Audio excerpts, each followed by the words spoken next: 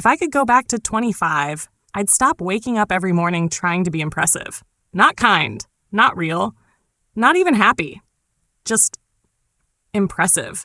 The kind of impressive that gets likes, that earns promotions, that keeps people saying, "You're doing great."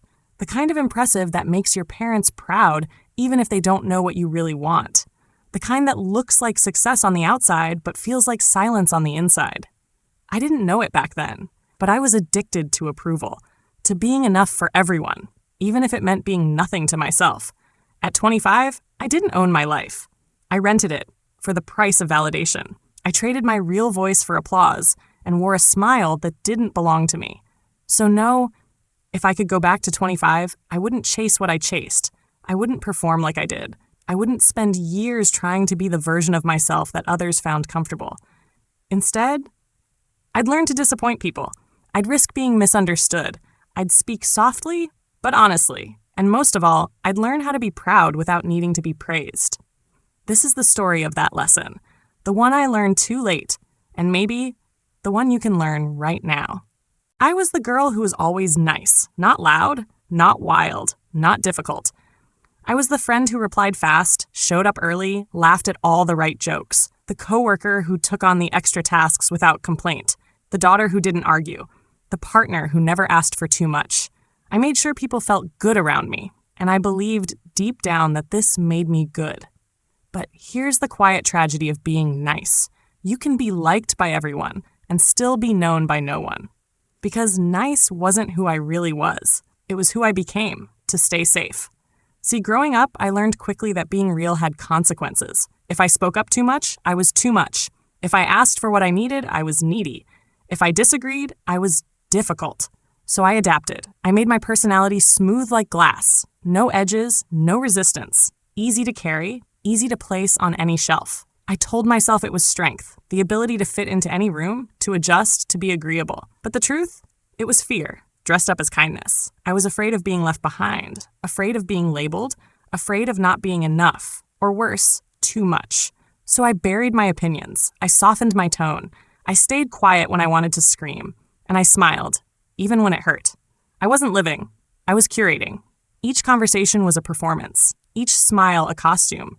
Each agreement a silent betrayal of the version of me that wanted to say no. And the thing is, it worked. People liked me. I got invited, promoted, included. But at night, in the moments before sleep, I felt it. That quiet ache in my chest. Not sadness, not fear, just emptiness. A whisper inside asking, but do they even know you? And worse, do you? Approval feels like oxygen until it becomes your only air supply. At 25, I didn't know the difference between being respected and being liked. I thought they were the same thing, that the more people liked me, the more secure I was. The more praise I got, the more I mattered. I lived off of compliments like calories. If I wasn't being affirmed, I felt invisible. If no one noticed me, it was like I had disappeared. So I built a whole life around being visible. In the right way. I curated my outfits to match every room. I adjusted my voice to match the tone people wanted. I memorized the version of me that others responded well to, and I repeated her daily. You know what's wild? People thought I was confident. They said I was put together. They admired how I handled everything so well. But here's the truth. Confidence built on approval isn't confidence. It's codependency in a prettier dress. I didn't believe in myself. I believed in other people's reactions to me, and that's a dangerous way to live because people are inconsistent. Some days I'd get flooded with love, likes, texts, "You're amazing" comments, and I'd feel alive.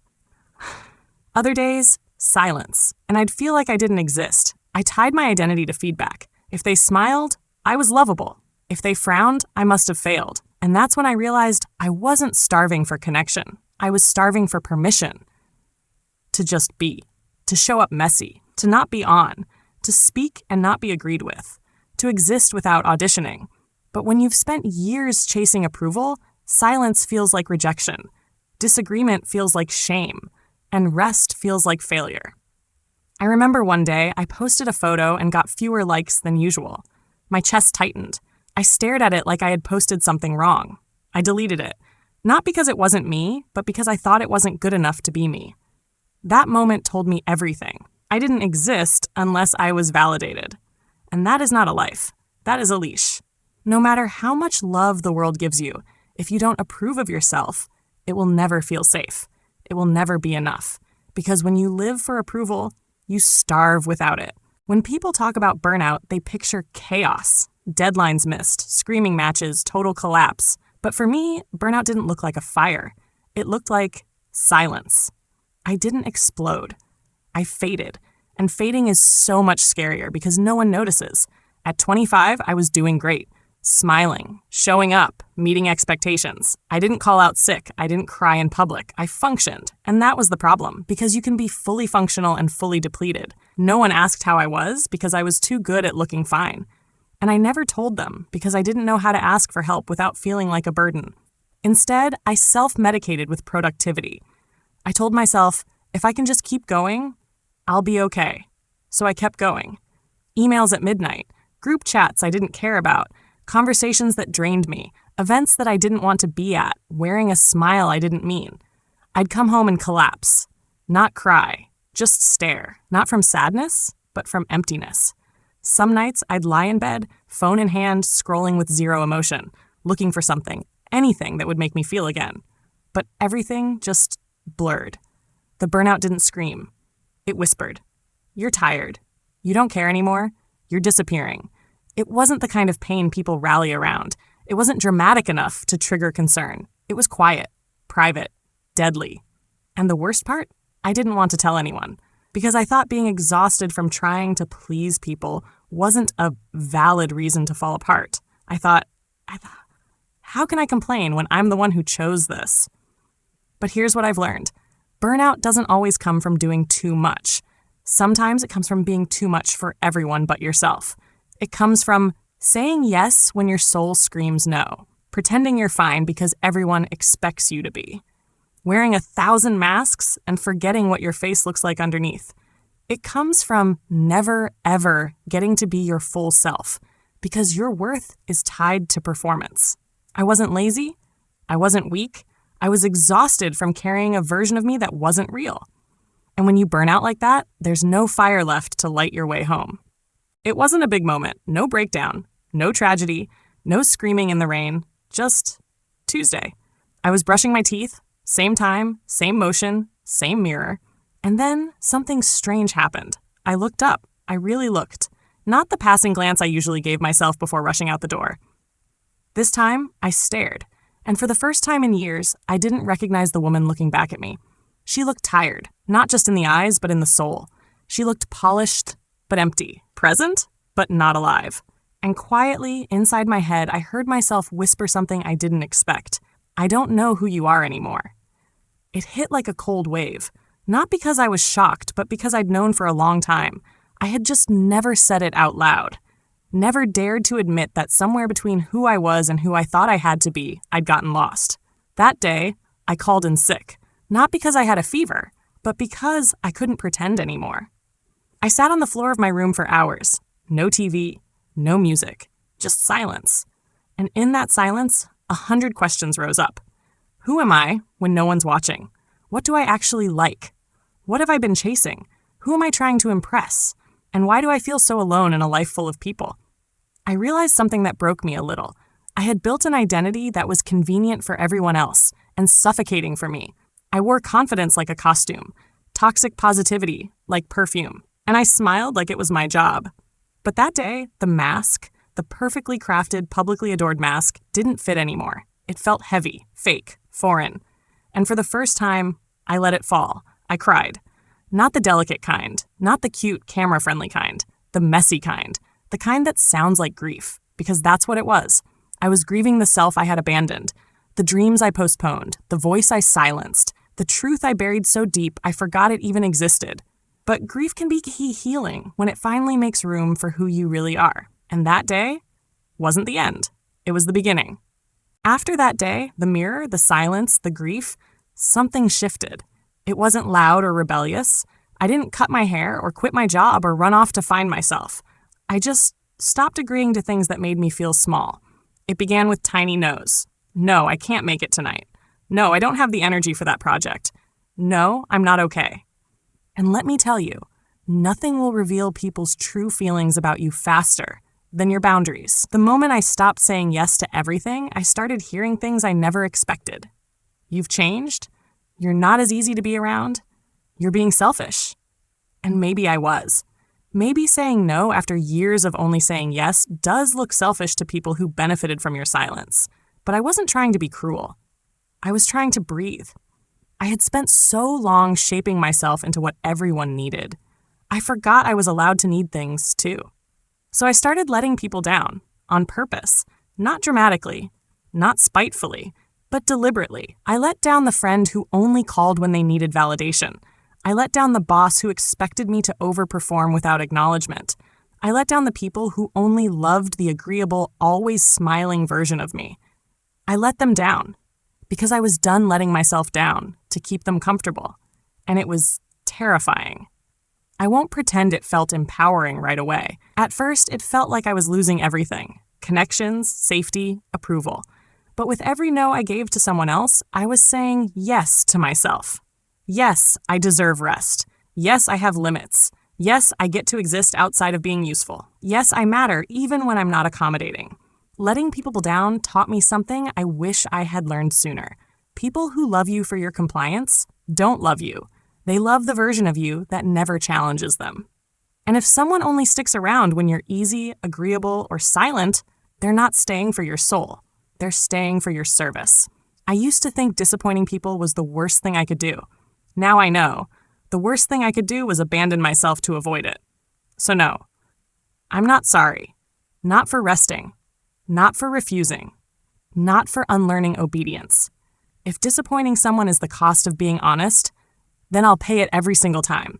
Because at 25, I finally understood the people worth keeping aren't the ones who need you to be quiet to stay. They say when you stop people-pleasing, your relationships get clearer. What they don't say is how many of those relationships will dissolve right in front of you. Fast, quiet, and painful. When I started saying no, setting boundaries, and showing up as my full self, people began to vanish. Friends I'd known for years stopped texting. Coworkers who once praised me became distant. Family members asked if I was going through something. Even the person I was dating told me I was less fun now. And for a moment, I wondered if they were right. Maybe I was becoming difficult. Maybe this authenticity was actually selfish. Maybe I should go back to being easy. But then I realized something simple and sharp. I wasn't becoming difficult. I was just becoming visible. I was no longer shape-shifting to fit people's comfort zones. And when someone is used to the edited version of you, the real version can feel like confrontation. That's not love. That's conditioning. See, many of the people I lost weren't really in a relationship with me. They were in a relationship with their experience of me. The quiet me, the agreeable me, the convenient me. And when that version left the room, so did they. It hurt. God, it hurt. There were nights I cried not because they left, but because of what their absence revealed. That I had built relationships based on performance, not presence. I had been loved for how little space I took up. And when I started expanding, speaking, resting, setting limits, there was no room left for me in their version of me. So yes, they left. And no, I didn't chase them. Because for the first time in my life, I knew that a relationship that can't survive your truth isn't a loss. It's a liberation. Letting them go wasn't easy, but keeping them would have meant letting go of myself. Again. And I had done enough of that. I used to think love meant holding on. Now I know, sometimes love is releasing what no longer sees you. I let them leave. And in doing so, I stayed with myself. And for the first time, that was enough. When I stopped performing, I expected everything to fall apart. And in a way, it did. But not how I imagined. The world didn't end. People didn't riot. Lightning didn't strike because I said no to brunch or declined another unpaid opportunity. In fact, after the initial silence, something remarkable happened. I started to hear myself again. At first, it was subtle. I'd noticed the quiet joy in a slow morning, something I used to rush past. I'd hear music and feel moved instead of numb. I'd eat alone and not reach for my phone to prove I was busy. Then came the bigger shifts. I began to speak my mind, gently but without apology. I reconnected with parts of me I forgot I loved, writing, walking, just being. I found peace in uncurated moments. Without the pressure to impress, I began exploring life from the inside out, not the outside in.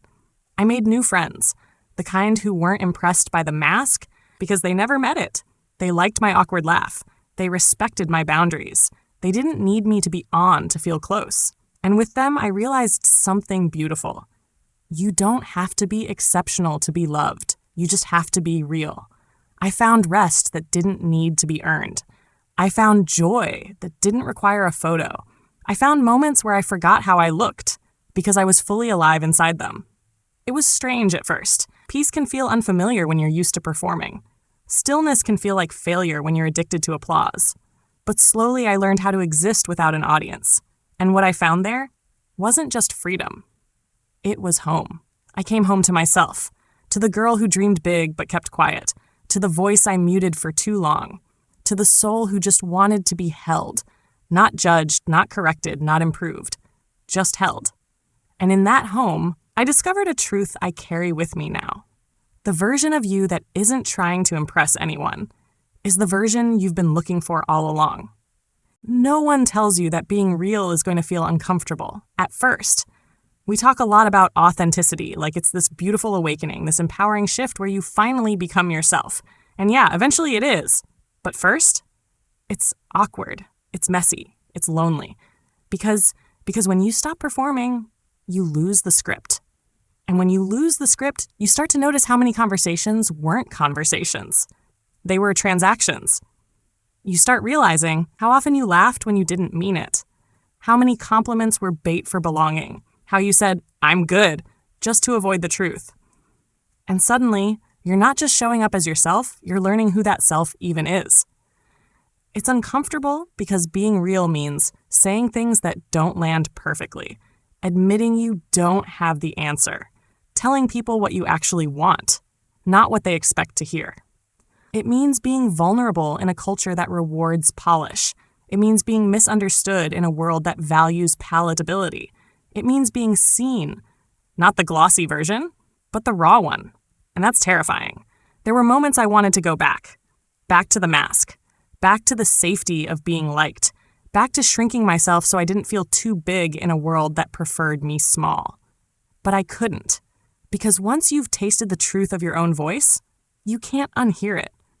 You can't unknow that feeling of being aligned, even if it's uncomfortable.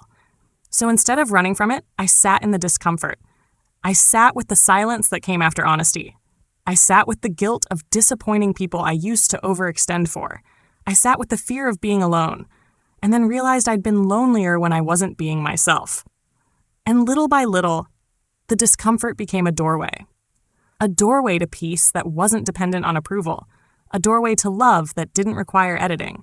A doorway to relationships where I could show up as whole, not curated.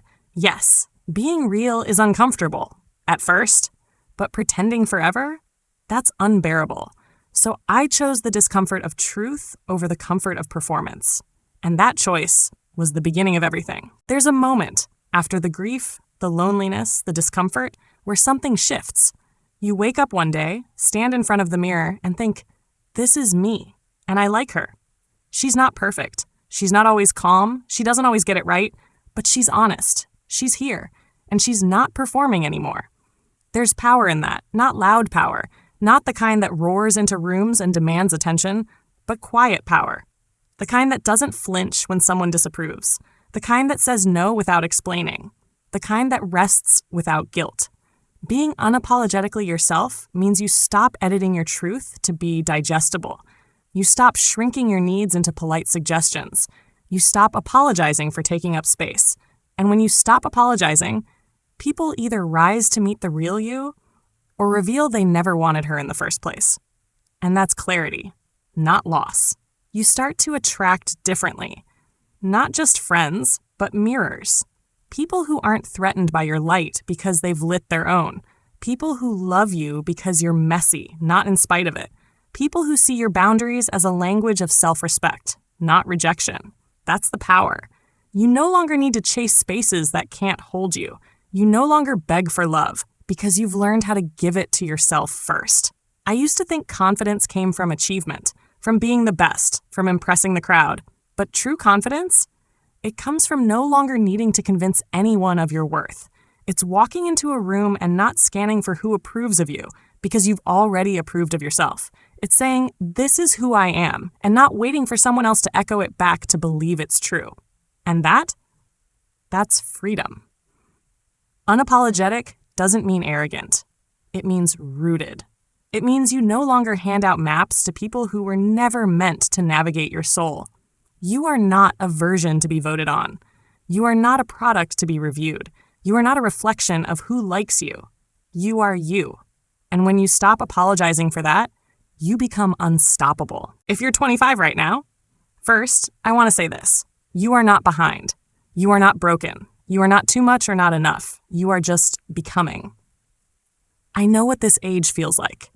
It feels like you're standing on the edge of everything and nothing all at once.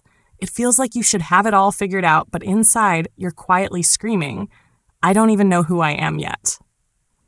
And that's okay. I spent most of my 20s chasing versions of myself that other people created. The good girl, the high achiever, the selfless friend, the polite daughter, the always smiling woman with the perfect Instagram filter on a very exhausted soul. And if I could go back, I wouldn't give her a roadmap. I wouldn't hand her a 5-year plan. I'd just look her in the eyes and say, you don't have to become everything for everyone to be worth something. If you're 25 right now and you're tired, not just physically, but spiritually, that's not failure. That's a signal that maybe you've been carrying expectations that were never yours. A signal that maybe the version of you you've been showing to the world isn't the one you actually want to be. So if you're sitting in your car after work, hands on the steering wheel, staring into nothing, or lying in your bed, scrolling through strangers who look like they've figured it all out, or smiling at dinner while feeling hollow inside, please hear this. You are not alone.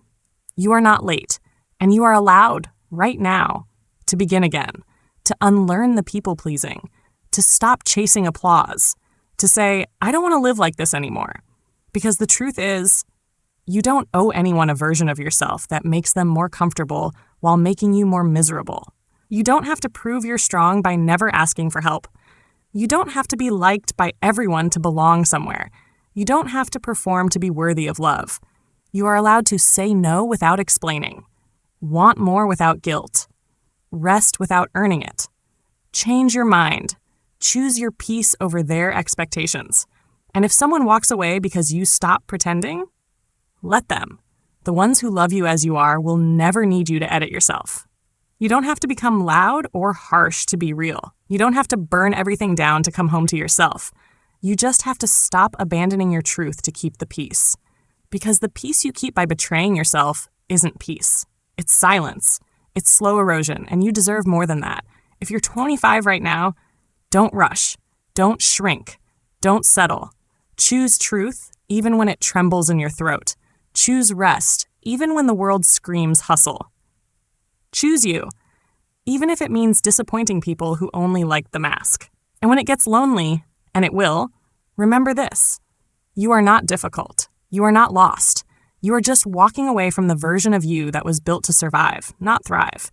Keep walking, because where you're going, it's not about who you impress. It's about who you become when you finally stop performing. If I could go back to 25, I wouldn't fix everything. I wouldn't make her perfect. I wouldn't even stop her from making mistakes. I'd just sit beside her, hold her hand, and whisper, you don't have to earn your place in the world by disappearing in it.